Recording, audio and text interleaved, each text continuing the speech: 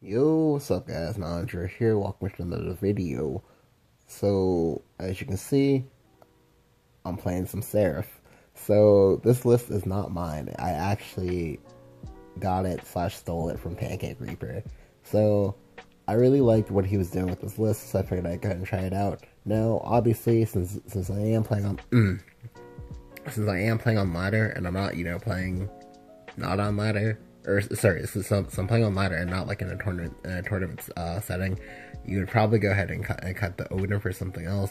However, I kept it as is just because I don't actually mind it that much. I actually like Odin. Well, I like Odin in this deck specifically versus maybe say Dragon, but like you obviously like don't need it.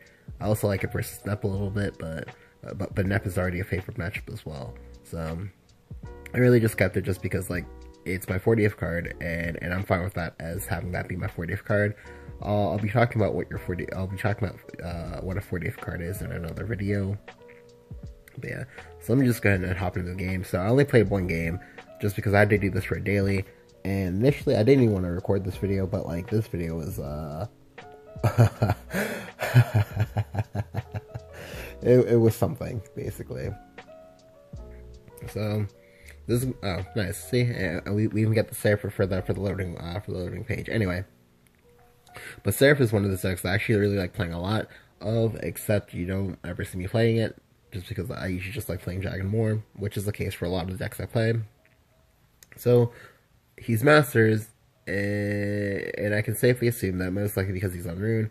If he's not on D ship, that he's going to be on neutral Rune, which is going to be a little bit of a difficult matchup, but you can still win. So I full kept the majority of my hand, or did I keep all of it?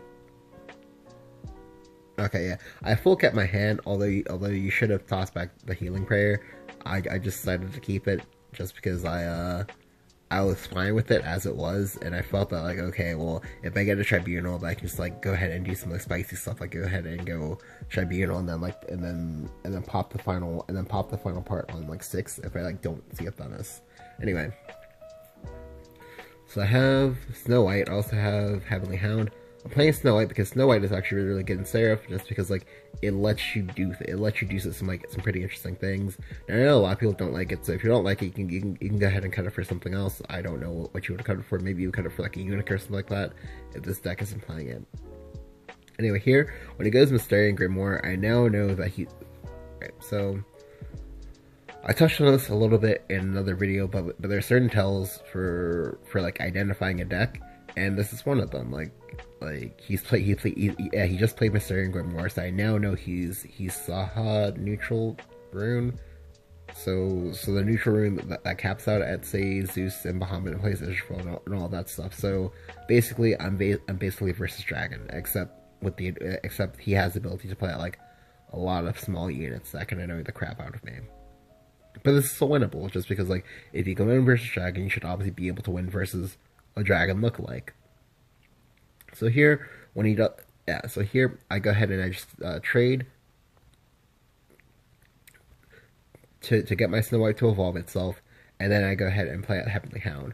So, a lot of times, what people will do, and you can punish this, is they'll make a lot of, like, low-tempo plays that they shouldn't be making, because, like, if you see the Snow White, you need to put out two attack creatures. The reason why is because of what's about to happen right now.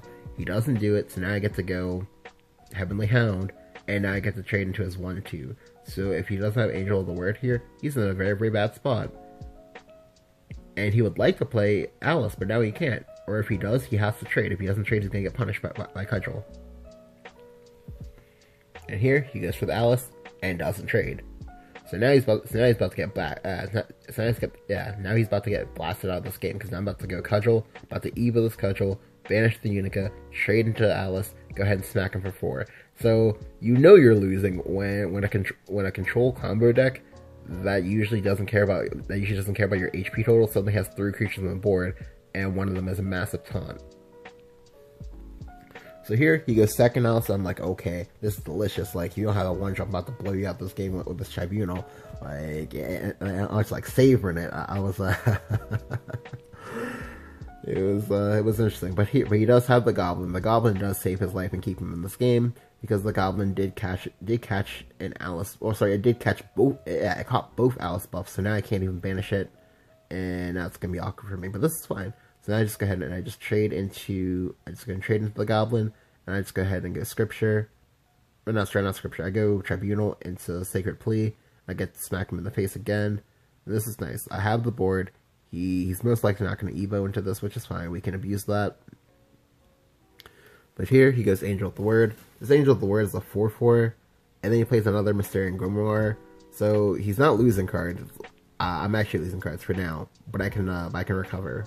So here I just go ahead and I just go Prison Priestess. I went for the Prison Priestess first because I'm planning to use... Yeah, because I'm planning to use this Hollow Dogma as well to draw 3 cards. So I wanted to search out my amulet first. I specifically did it this way because if I can find a Sacred Plea off of this, I'll be fine. If I can find my Seraph, I'll be fine as well. Just because by doing it this way, this guarantees, or not really guarantees, but this increases the odds of me drawing live cards, aka gas cards. I'll also be talking about like that in a different video. Anyway, so I just go ahead and draw my 3 cards. And I get Sacred Plea and another Dark John. So now I have all 3 Sacred Pleas. So this is really good for me. So basically I have 8 or 9 cards in my hand effectively. Because these 2 Sacred Pleas, the one's about to go off and the one that's in my hand, they're going to draw me 2 cards. I'm going to get like 2 or 3 more draw steps. So that's about like 4, so that's like 7 cards, maybe 8. But here, he commits his entire hand to draw more cards. And okay, so this turn, I did not agree with this turn. The reason why I didn't agree with this turn is because, like, that Mysterian Grimoire should have been something else. 100% should have been, 100% should have been something else. The reason why is because, like, look at his board state. He has a bunch of 2 HP creatures. Look at my hand. I have one of the few cards that punishes that board, and he just watched me draw, like, 5 cards. Like, it's a pretty safe thing that I probably have a Dark John in my hand. So I just get to go Dark John here, and I don't even need to evolve. That's the best part about this, because my Tribunal's going to be popping the next turn, because I set it up specifically so this way if I got the Seraph, I could play the Seraph. So if I top deck Seraph, he loses this game. Straight up just loses this game. And there's nothing he can do about it, because, like, he put himself into a position where he could die. But here, he goes ahead and he just goes 5 drop, 2 drop, 1 drop, and kills my Dark John perfectly. That was insane. And goes space. But here I get lucky, I get rewarded, and I get that 1 in 3 snipe, baby. Ah, feels great, man. So here I just go ahead and I go Dogma. I go Dogma on the higher costed amulet because I want to draw with the other amulet the next turn. I don't want to have to like wait another turn just to draw 2 cards. I want to draw the cards all at once. Just this way I have a better idea of like what I need to be doing. So here, because I know next turn I'm drawing 3 cards, I need to play out 3 cards this turn in order to not, well, I need to play at least 2 cards in order to not overdraw. So here I just go ahead and go Snow White. I go ahead and I use up my last Evo. I don't mind using up the last Evo because like I'm never Evoing or playing another creature ever again, so it doesn't matter. And I go ahead and I go Heavenly Hound, and then I go Scripture. So now I'm threatening some damage, and he's gonna be in another like awkward spot. But here he goes Israfil. So the Israfil is fine by me. The reason why it's fine is because like he gets to heal, he gets to stay alive for a little while, but additionally, it lets me go ahead and just play out this Tribunal as well as Radiance Angel. So I go ahead and Radiance Angel first, see what I get. I just go ahead and go Tribunal and smack him in the face again for 4. So he's still on the back foot here. Additionally, I know he can't play Bahamut because I have the Tribunal up. He has the Grimnir, that's fine.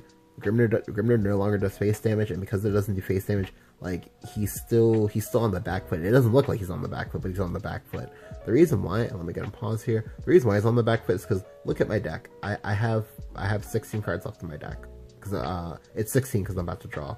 Like, and look at my HP. I'm still at 16 HP. I have 8 cards in hand. Well, I have 7, about to draw into 8 cards in hand. And I have enough accelerants that this way, whenever I draw the Seraph, I'm going to win. He can't pressure my HP total, which means that like unless he can like chain Zeus's, he's not winning this game. Like straight up just not winning this game because like he made one too many mistakes. Like he needed to get in all that chip damage early. He needed to like take better lines of play, and he just needed to like not play into AoE as often as he did. Like yes, me getting the snipe on the Felice did help out a lot, but you can clearly see here that like I'm winning. It doesn't look like I'm winning, but I'm winning. So we start off for my turn. I get another Radiance Angel, so I can go ahead and just cantrip again and just draw another card. Still no Seraph, but that's fine because I'm not in a rush. Like I don't need to be. Like he can't pressure my life total. Here he goes Zeus. Now this Zeus, like it's basically just a desperation play. Like he's got nothing going on, and he realizes that. Like so I just go ahead and go Prison Priestess. I finally get my Seraph. I go ahead and just go Healing Prayer. I heal back up to 15. I go ahead and clock him in the face for 4. So now he's at 8, and now he can die. But here he goes Bahamut. So this Bahamut was actually very well timed by him, and it suddenly like explained why he did the play that he did last turn. But it doesn't matter because I have a Tribunal for that. The Tribunal effectively locks him from doing anything threatening for another 3 turns. And 3 more turns equals 3 more draws. And now we're basically at the end game because now it just comes down to, can I find a time to run him out of resources to play Seraph and not have to worry about dying? So obviously I can't play Seraph here because if I play Seraph here, he has 10 damage in play. So if he has a Hector, if he has a Zeus, I'm gonna die. So the correct play here is always to just go ahead and Themis. I don't need to play these Sister Initiates because like I need them because I've already used a few accelerants, so I do need the Sister Initiates to stay alive. Or sorry, to stay in my hand. Additionally, there's no actual change in damage between me playing them out and me not playing them out. But here he gets double Felice, and now I know that's safe for me to go in. He knows this as well, so he just concedes. Like again, this game, it just came down to my opponent just making a few too many mistakes. Like he needed to not draw as many times as he did with the Grimoire, which I know that sounds weird because like not drawing in a control matchup, but yeah, no, he needed to not draw because like he needs to be the aggressor in this matchup. He needs to be the aggressor. I need to be the defender. Like there was no reason why I should have been able to like almost kill him with just creatures when the deck only plays like 6 creatures. Like that's insane. Like you should never let that happen to you. But yeah. But anyway, hope you guys enjoyed. If you enjoyed the video, again, leave a like, go ahead and hit the subscribe button. Let me know what you think about Seraph in this current meta game. And yeah, thank you guys for watching. I'll catch you guys next time. See ya.